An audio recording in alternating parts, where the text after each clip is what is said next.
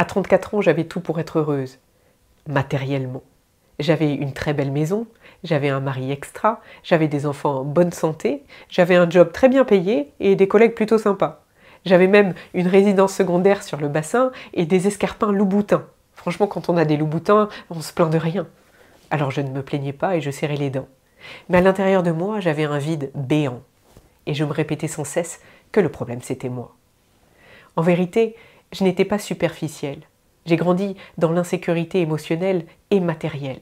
Alors j'ai cru qu'en possédant tout ça, eh bien, ça irait mieux pour moi. Sauf qu'en fait, mes blessures émotionnelles, je les avais fuies. Alors j'ai dû casser tout ce que j'avais construit pour réparer vraiment mon cœur à l'intérieur. La bonne nouvelle, c'est qu'aujourd'hui j'accompagne des êtres humains extra à le faire sans avoir besoin de tout casser.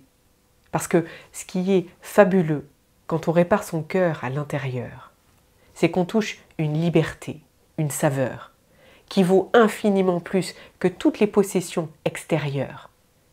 Et l'avantage, c'est qu'en plus, elle se transmet facilement et gratuitement à toutes les générations d'après.